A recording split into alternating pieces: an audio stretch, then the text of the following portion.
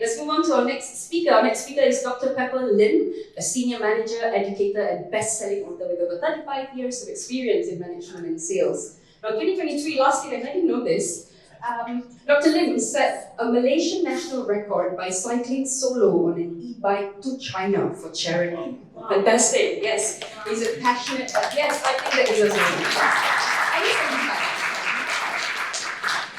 he's a passionate advocate for education, green technology, and healthy living, and has authored several best-selling books, including comic books. Dr. Lim continues to inspire through his social work, tutoring, and partnerships with well-known companies. Please join me in welcoming Dr. Pepper Lim.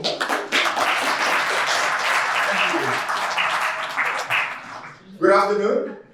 I don't have any slides, but I'm Pepper Lim, and I'd like to answer the two questions that you have in your head right now.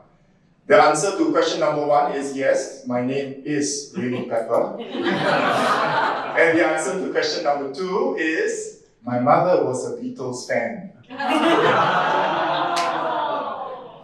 So I've got a very hot topic to talk about today, about conservatism in my country, Malaysia. I come from a very beautiful country. Please visit it. We need your money. The tourist dollar is very strong right now.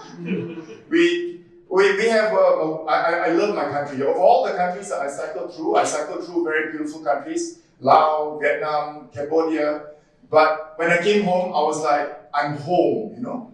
Even though we've got all these terrible things that we do to homosexuals, still, it's my home. Anyway, I'm going to tell you some stories. You're sitting comfortably? I'm going to tell you a bit of history. Malaysia was ruled by the Dutch for over 100 years. And then the Portuguese came and they kicked out the Dutch and they ruled Malaysia for over 100 years. Then the British came and they ruled Malaysia for 150 years. So the big question what I'm wondering is, how come Malaysians don't speak with an English accent? Why don't we sound like James Bond?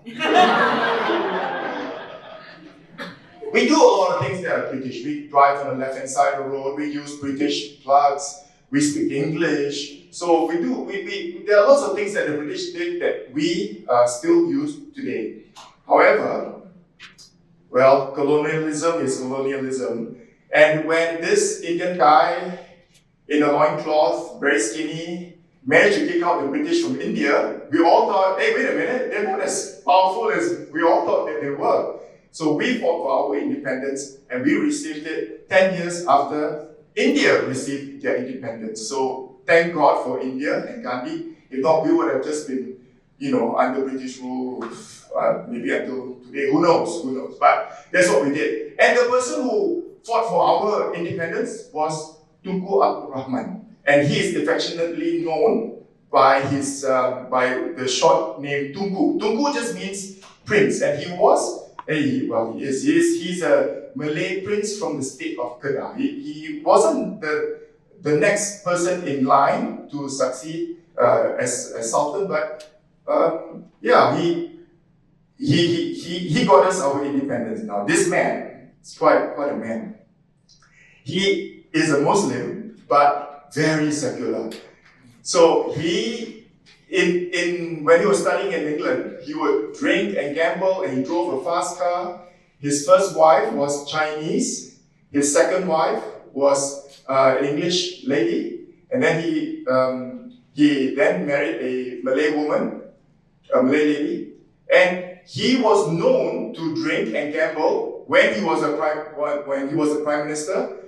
His critics would always say, "What are you doing at the race course, betting on horses?" And he says, "Well, that's what makes what makes me happy. That's how I relax. Having a few drinks with friends. What's wrong with that?" Well, for a time, Malaysia was going down the road of secularism. We would have, until he was ousted. Tunku was ousted, in his words, by the famous May 13 riots. I'll tell you a little bit more about that later. And every prime minister in our country is Muslim. Until today, we've got 10 prime ministers think 3 in the last 5 years, or 4 in the last 5 years. It was a big change in Malaysia. But still, every prime minister is Muslim. Well, anyway, fast forward from the time of Tunku to the 1980s, the Iranian Revolution.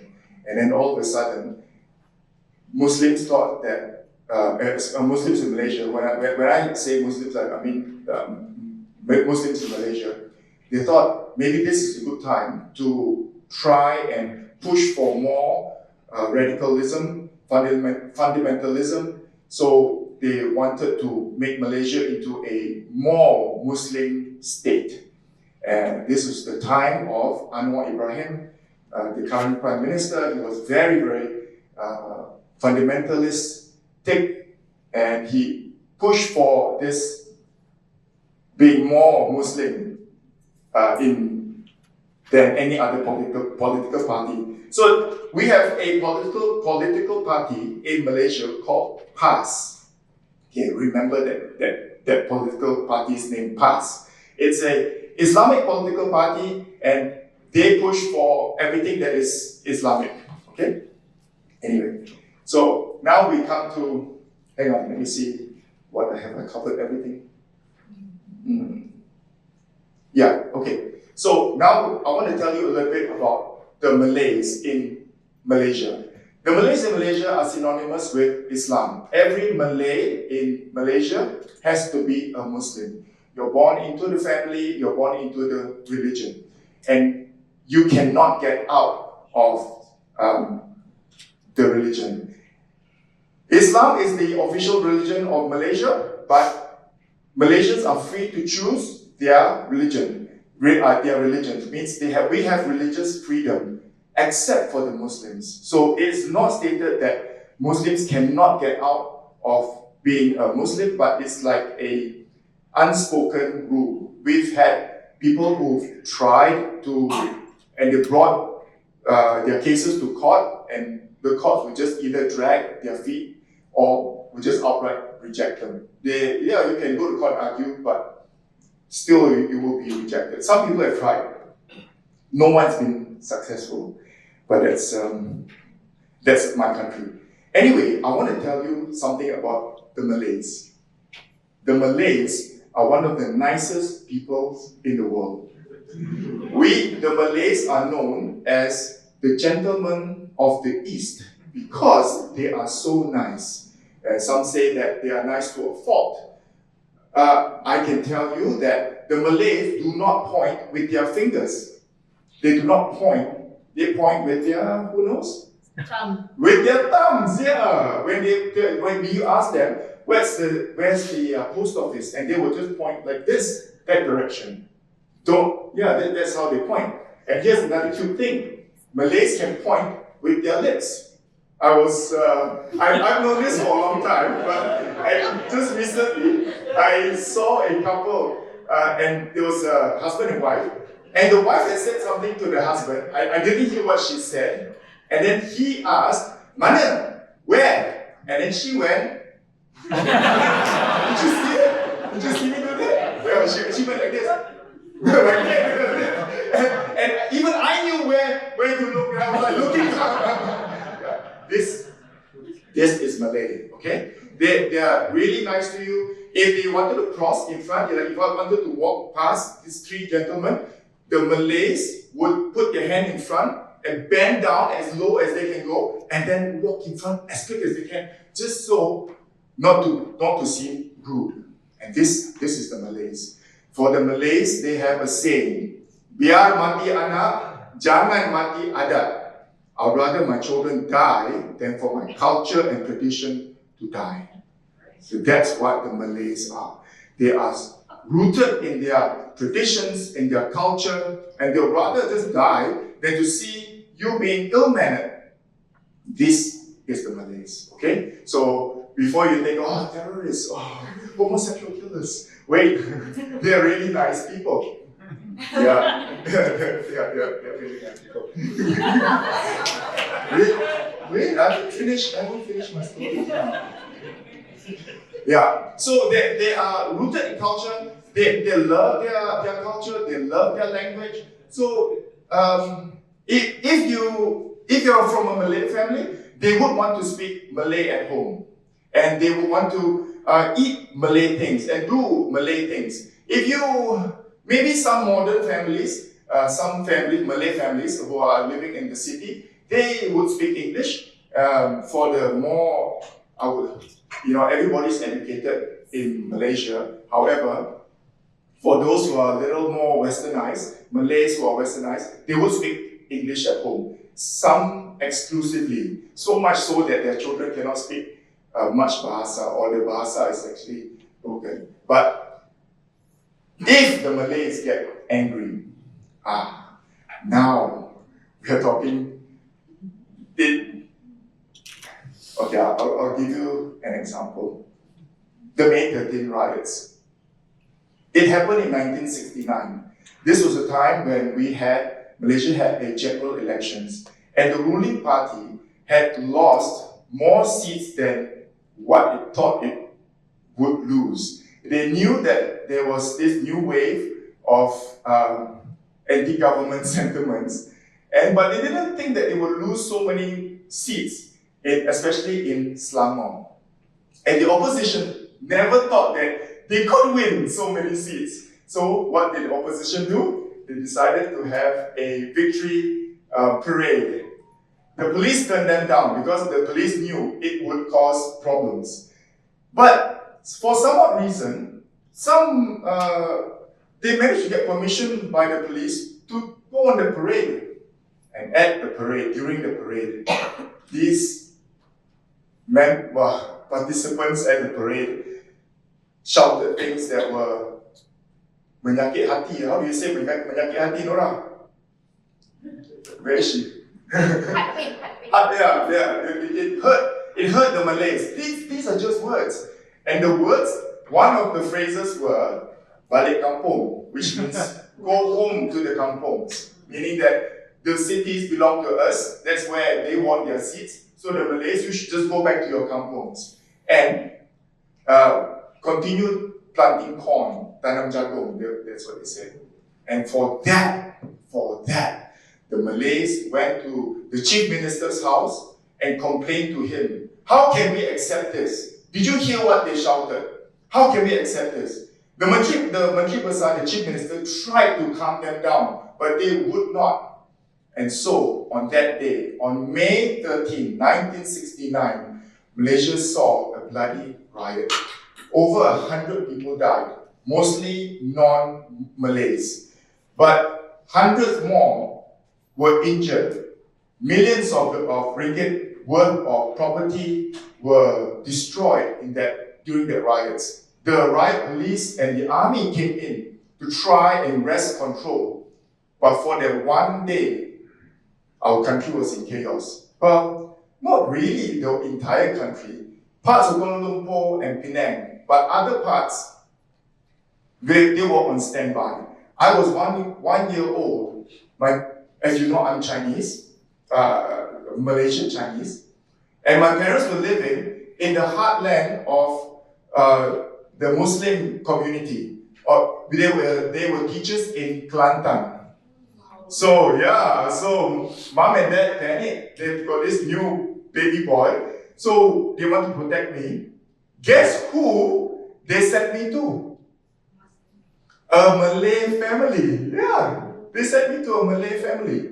So I want to tell you that when I say the conservatives are conservative, I don't mean all Muslims. Okay, so that's please. I'm generalizing. But it's happening in our country, nevertheless. But we've still keep in touch with that Malay family. Jesus, I'm 56 now, so you imagine this is 56 years ago. However, every general election, the conservatives will come out and they will threaten, don't forget what we can do. You want another May 13 on your hands?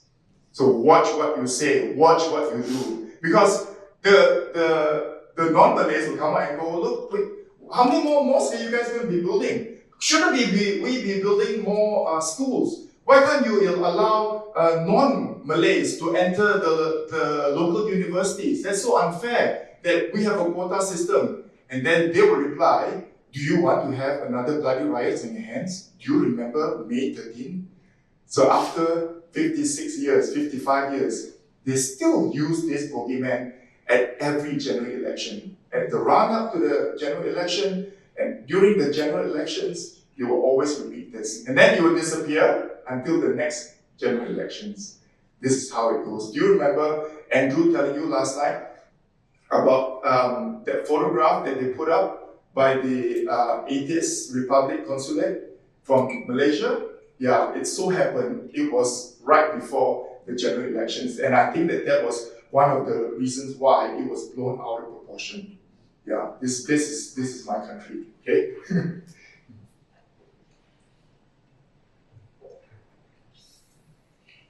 Okay, let's talk about the conservatives and religion. For the conservatives in Malaysia, the Malays are Muslims, Malays are Islam, and Islam is the Malays. So there's no you cannot distinguish between the two of them. If you say Muslim, you will mean the Malays, and if you say Malays, you will mean the Muslims. And this is the conservatives in our country. And right now, the conservatives have done really well in the previous general elections. Now, we do have our own Bible Belt in Malaysia. It's in the northern states of the peninsula and the eastern states in the peninsula as well. We're talking about the states of Kedah, Kelantan, and Terengganu, and Perlis. So these are states that are controlled by a Muslim majority government. For Kelantan and Terengganu, I think that it is 100% controlled by Muslim representatives.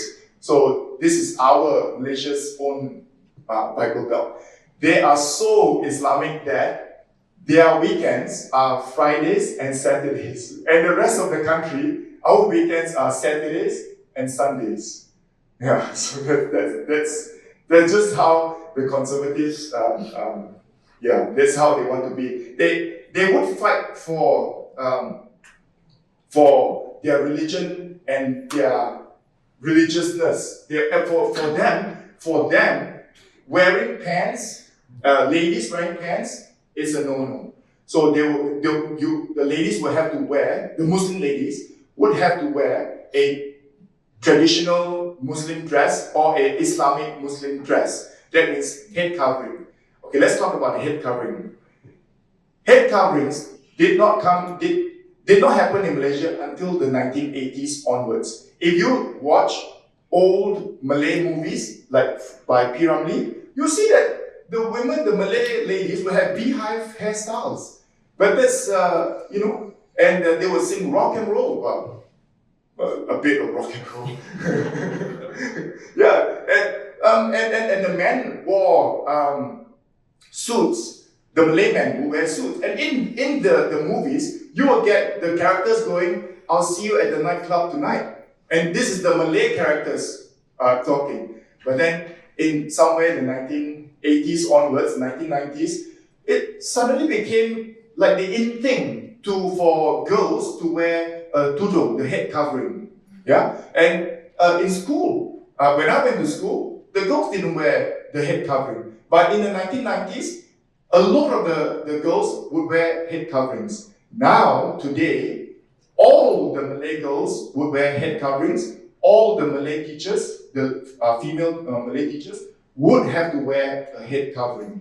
When I go to give out the awards at my old school, my alma mater, I'm not allowed to even shake the hands of the teachers who are receiving the awards. So I just put my hand on my heart and say congratulations to them. You cannot touch them. This is political Islam now, the conservative. They are so conservative. Now, I think that the teacher may not be, the Malay lady may not be so conservative, but because she will be judged by other Muslims, so she would err on the side of caution and not shake my hand. But that's how it is. Fasting is also another big problem. It used to be If you're fasting, you're fasting. And if you are not fasting, well, then you go ahead and eat. Now, you are not even allowed to eat in front of a person who is fasting. And this is really strange because the person who is fasting will probably be sitting around at a common area or whatever, and you normally will eat your lunch at a common area, and now you're told, can you please go somewhere else to eat because I'm fasting? It's really, it's so rude for you to be here enticing me with your food. It came to a point where there was a report that it came out in the papers. There was a primary school where the non-Muslim students were told to go and eat in a disused toilet in the school. Yeah, no, according to the headmaster, the toilet is not used and it's quite clean. But still, right? Yeah. Yeah, this is. If you were in the Muslim states, even non-Malay, non-Muslim eateries would not be able to operate during the fasting hours, which means from sunrise to sunset. Yeah, you're not allowed to operate. I don't know. When I went there for a short holiday, I had so much trouble trying to find lunch because nothing was open. This is the rise of conservatism in Malaysia. In the 1990s, I would say that PAS was just a small party. In fact, people used to call it a mosquito party. Like, why would you even bother having a party like this? You guys are not even doing much in the country. However, in the last 4 general elections, PAS started to go from strength to strength. Well, I have a feeling that was because of the opposition. The opposition decided that they should work together. And so, 2 parties who had totally opposite ideologies. One was PAS, a very Muslim, Islamic religious party, and then the other one was DAP. DAP is a multiracial party, but it's held mostly by Chinese members. Its members are mostly Chinese. So it's looked upon as a Chinese party, even though there are Muslims in the party. There are Muslims, there are Indians, but their members are mainly Chinese. So they have always opted for a secular country, Malaysia. However, PAS always opted for push for a Islamic country. These 2 parties managed to actually say, okay, let's work together to try and bring down the current government. And that's what they did. And so, PAS became accepted by people like me because we thought, you have to make a pact with the devil to bring down for the greater good, so to speak. So a lot of Chinese people who would never vote for PAS started to vote for PAS in the last couple of elections. And then the 2 parties decided to go their own way, but PAS retained their strength. And today, PAS, the Islamic party, is the biggest party in my country. Yeah. So that is, I don't have an answer for that, really. I really don't know what to make of it.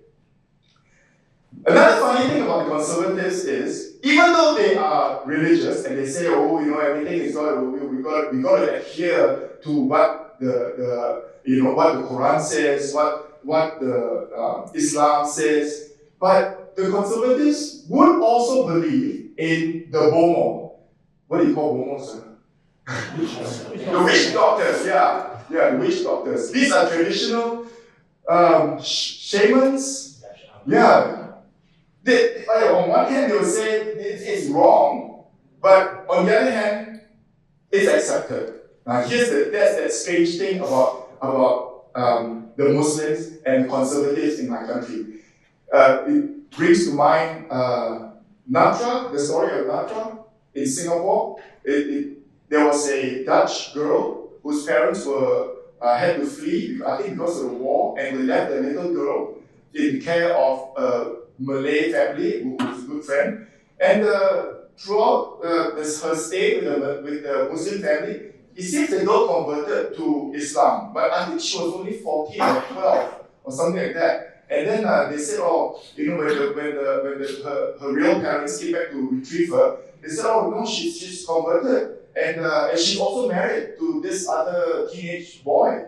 And then the family said, well, no, she's just a young girl, and because of that, there were riots in Singapore, and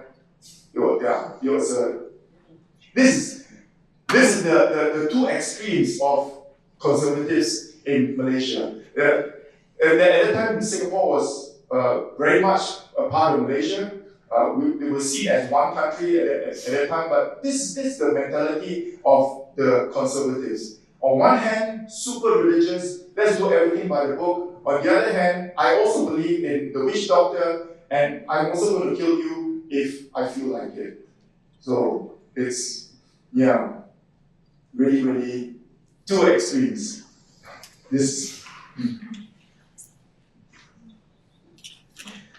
They will tell you things like, oh, you know, because of the Palestinian war that we have right now, so we should be anti-American. So, So for a while, since last year, with the Malays were so anti-America, America and anti-American products that it was a joy going to McDonald's because there will be no line. You didn't have to line up. Yeah. However, when you point out that the handphone that's in their hands is made by Apple, and Apple is an American company, oh, that's a different story, brother. Wait, what? When you point out that Volvo and Mercedes-Benz and Porsche, these are European countries. They're non-Islamic. And you go, no, that's a different story, brother. Yeah, the cigarettes that you're smoking, American. That's a different story. Yeah, so you got all these two extremes, Yeah, so this is my country. I love it, but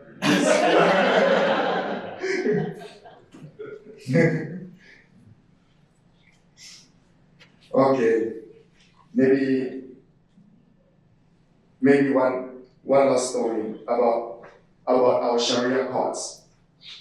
So in Malaysia, we got two courts. We got the civil courts, which applies. We use the laws of the land, the constitution, as the guiding the guiding book for arbitrating between justice. And then we have the Sharia court. For the conservatives, they would prefer to do Sharia because it's to certain people's advantage. For instance, it's really easy for a Muslim husband to divorce his wife, but it's really difficult for the Muslim wife to divorce her husband.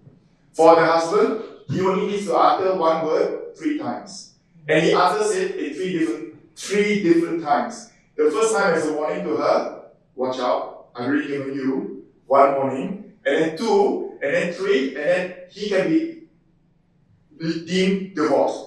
But for the wife to do the same, she will have to go and apply to a council, and then the council try and talk her out of it. So for the men, they would prefer to go to the Sharia court for these sorts of things. Now, what happens if the Sharia court overlaps? If it overlaps, usually the civil court will take up the cases. However, the Sharia court, for certain states, and different states have got different laws and different rules regarding Sharia, they apply to overlap on some of the civil laws. And a very brave Muslim woman challenged it. And as usual, the worst of Malaysians came out. She got death threats, rape threats. She got every threat that you can think of. All because she just pointed out that why would you have 2 courts doing the same laws?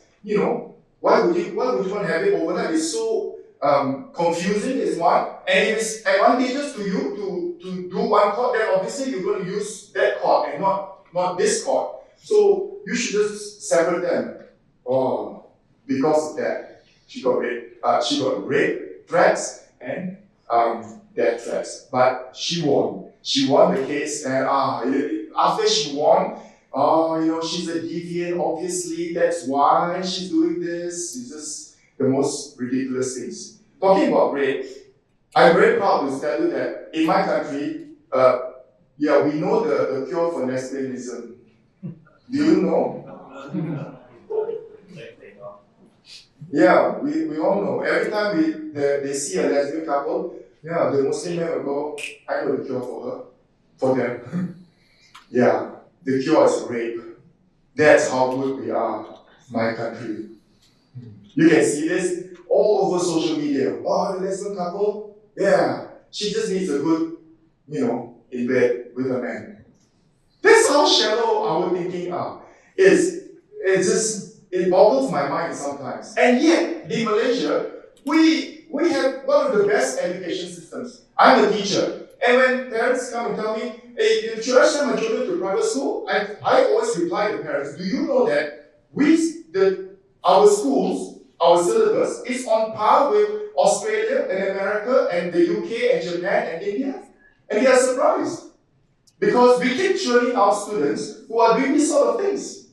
It's ridiculous, I know. We have universities, and yet the students will come out and tell you things like, the sun goes around the earth, and not the other way around. My science club did a very short survey, and we found out that 1/3 of Malaysians really think that the sun goes around the earth and not the other way around. Yeah. And then there's we were discussing the results of our survey. I asked a Muslim, a Malay girl, and I asked her, I said, if the Quran said something that was the opposite of what science said, what would your answer be? And she said, I think I would just have to go with the Quran. I mean, but it's the opposite. She goes, I would rather defend the Quran. And this is my country. So what can I conclude? Secularism in Malaysia is the total opposite of having a religion. Secularism is sex orgies, graffiti, no morals, lying and cheating. If you sold a product at a very high price, that's because you don't have religion. He doesn't have any religion. That's why he would do such a thing. He's lying. Well, obviously he's lying. He has no religion. So this is secularism. In the minds of the conservative, this is what secularism is. And for the conservative, they would love to just follow their religious teachers. If I had a choice, if I could steer our country, I would rather have all the young people go to university and apply critical thinking.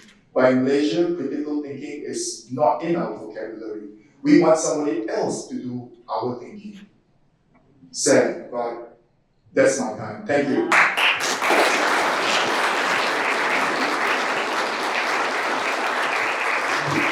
Thank you very much, Dr. Pepper, for your really intriguing stories. We appreciate you. You're a very engaging storyteller. Thank you.